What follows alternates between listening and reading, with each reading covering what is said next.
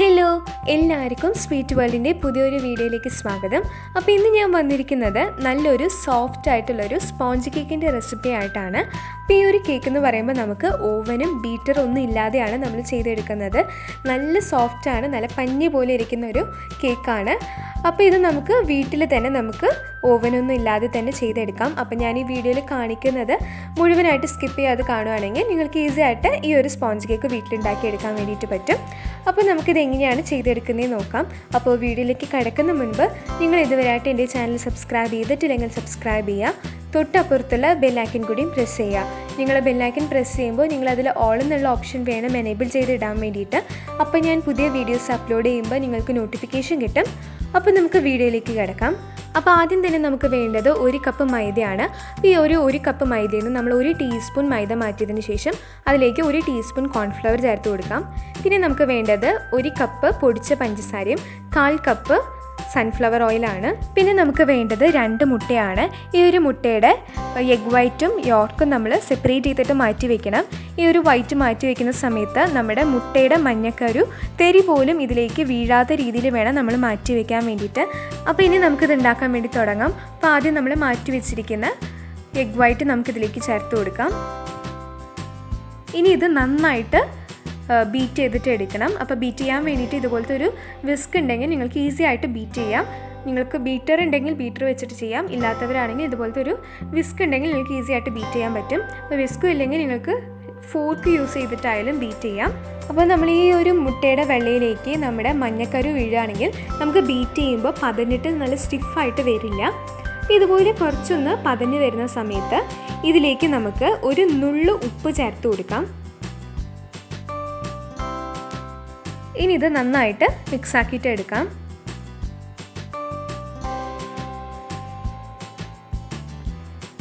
അപ്പോൾ ഇതുപോലെ ഒന്ന് പതഞ്ഞ് വന്ന് തുടങ്ങുന്ന സമയത്ത് ഇതിലേക്ക് നമ്മൾ എടുത്തു വെച്ചിരിക്കുന്ന 1 കപ്പ് പഞ്ചസാരയിൽ നിന്ന് കുറേശ്ശെയായിട്ട് ഇതിലേക്ക് ചേർത്ത് കൊടുക്കാം.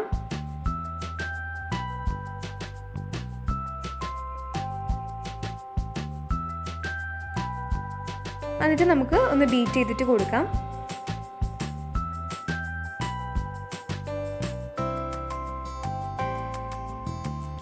നമ്മൾ ഇതിൽ പൊടിച്ച പഞ്ചസാര വേണം ചേർക്കാൻ വേണ്ടിയിട്ട്. ഡയറക്റ്റായിട്ട് പഞ്ചസാര നമ്മൾ ചേർക്കുകയാണെങ്കിൽ ഇത് നമുക്ക് ബീറ്റ് ചെയ്തിട്ട് എടുക്കാൻ പറ്റില്ല. അപ്പോൾ ഇതുപോലെ കുറേശ്ശെയായിട്ട് നമുക്ക് പൊടിച്ച് വെച്ചിരിക്കുന്ന പഞ്ചസാര ഇതിലേക്ക് ചേർത്ത് കൊടുത്തിട്ട് നമുക്ക് നന്നായിട്ട് ബീറ്റ് ചെയ്തിട്ട് എടുക്കാം. ഇത് സ്റ്റിഫ് ആവുന്നവരേക്കും നമുക്കിത് ബീറ്റ് ചെയ്തിട്ട് എടുക്കണം.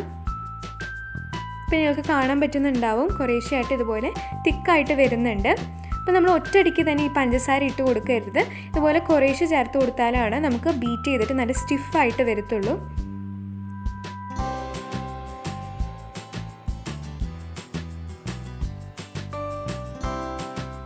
അപ്പോൾ ഞാനിത് നന്നായിട്ട് ബീറ്റ് ചെയ്തിട്ട് എടുത്തതാണ്.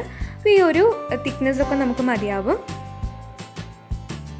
അപ്പോൾ നിങ്ങൾക്ക് മനസ്സിലാവുന്നത് കാണുമ്പോൾ തന്നെ മനസ്സിലാവുന്നുണ്ടാവും ഇത് കുറച്ച് സ്റ്റിഫായിട്ട് വന്നിട്ടുണ്ട്. അപ്പോൾ ഈ ഒരു സ്റ്റിഫ്നെസ്സൊക്കെ മതി. പിന്നെ നമുക്ക് വേണ്ടത് നമ്മൾ എടുത്തു വെച്ചിരിക്കുന്ന 1 കപ്പ് മൈദയും പിന്നെ 1 ടീസ്പൂൺ കോൺഫ്ലവർ ആണ്. പിന്നെ അതിലേക്ക് 1 ടീസ്പൂൺ ബേക്കിംഗ് പൗഡറും 1/2 ടീസ്പൂൺ ബേക്കിംഗ് സോഡയും ചേർത്ത് കൊടുക്കാം. ഇനി ഇത് നമുക്ക് നന്നായിട്ട് അരിച്ചെടുക്കണം.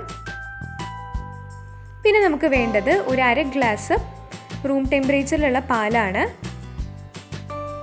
ഇതൊരു പാത്രത്തിലേക്ക് ചേർത്ത് കൊടുത്തതിന് ശേഷം നമ്മൾ എടുത്തു വെച്ചിരിക്കുന്ന 1/4 ഗ്ലാസ് സൺഫ്ലവർ ഓയിൽ ചേർത്ത് കൊടുക്കണം.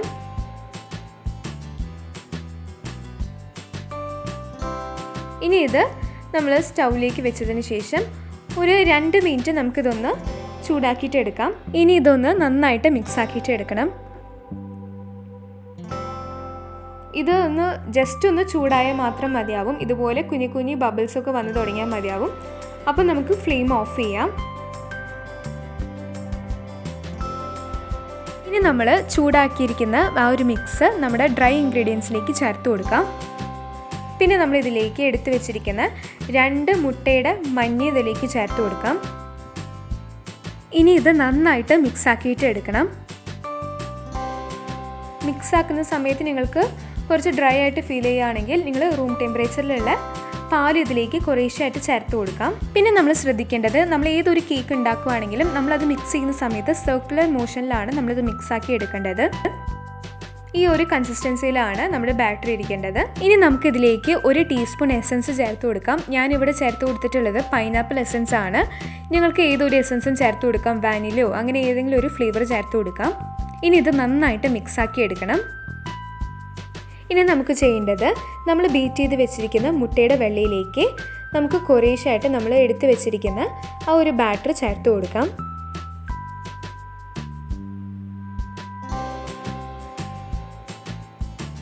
ഇനി ഇത് മെല്ലെ നമുക്ക് മിക്സാക്കി കൊടുക്കണം. സ്പീഡിൽ മിക്സ് ചെയ്യരുത്. മിക്സാക്കി കഴിഞ്ഞാൽ നമ്മുടെ മുട്ടയുടെ വെള്ളയിൽ നമ്മൾ ബീറ്റ് ചെയ്യുമ്പോൾ വന്നിട്ടുള്ള ഒരു ഫോമൊക്കെ പോവും. അപ്പോൾ അങ്ങനെ പോവുകയാണെങ്കിൽ നമ്മുടെ കേക്ക് സോഫ്റ്റായിട്ട് വരില്ല. അതുകൊണ്ട് മെല്ലെ വേണം നമ്മൾ മിക്സാക്കി എടുക്കാൻ വേണ്ടിയിട്ട്. ഇനി ഇത് നന്നായിട്ട് മിക്സാക്കി എടുത്തതിന് ശേഷം നമ്മൾ ബാക്കിയിരിക്കുന്ന ബാറ്ററും കൂടി ഇതിലേക്ക് ചേർത്ത് കൊടുത്തിട്ട് നമുക്ക് നന്നായിട്ട് മിക്സാക്കി എടുക്കണം.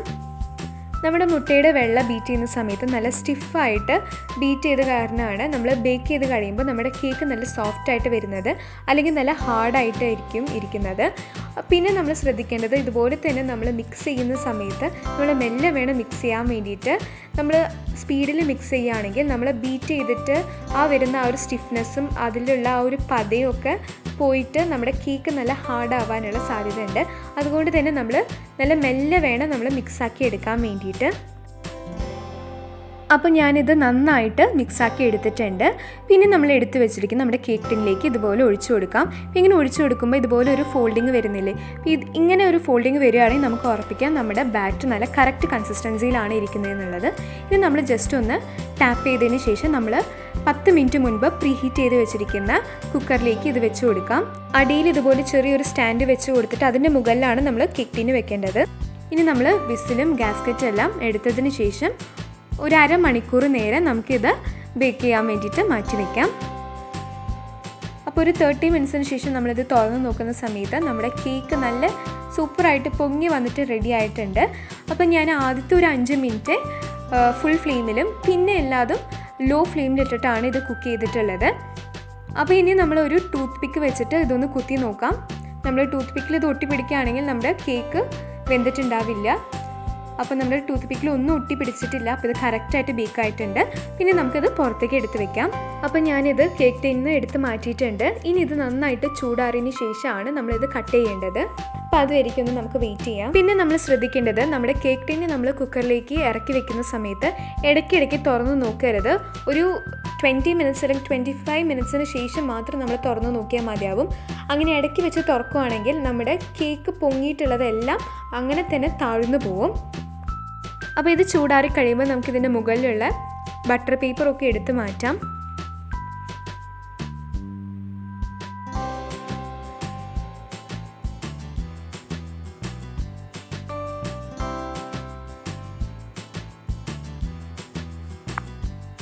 അപ്പോൾ നിങ്ങൾക്കിത് കാണുമ്പോൾ തന്നെ മനസ്സിലാവുന്നുണ്ടാവും നമ്മുടെ കേക്ക് നല്ല സോഫ്റ്റാണ്.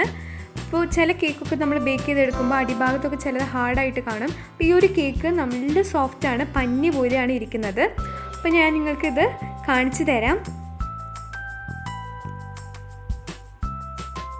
ശരിക്കും ഇത് നല്ലൊരു സ്പോഞ്ച് കേക്ക് തന്നെയാണ്. അത്രയും നല്ല സോഫ്റ്റായിട്ടാണ് ഇരിക്കുന്നത്. അപ്പോൾ ഇനി ഞാനിതൊന്ന് കട്ട് ചെയ്തിട്ട് ഇതിൻ്റെ ഉള്ളിലുള്ള ഒരു ടെക്സ്ചറും കൂടി നിങ്ങൾക്ക് കാണിച്ചു തരാം.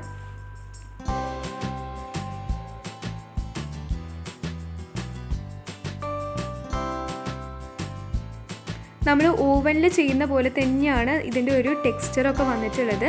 ശരിക്കും നല്ല സോഫ്റ്റാണ്. അപ്പോൾ എല്ലാവരും ഇതൊന്ന് ട്രൈ ചെയ്ത് നോക്കണം. കണ്ടില്ലേ, നല്ല സോഫ്റ്റാണ്. നമ്മുടെ ആ ഒരു കേക്കിൻ്റെ ഒരു ടെക്സ്ചറും വന്നിട്ടുണ്ട്.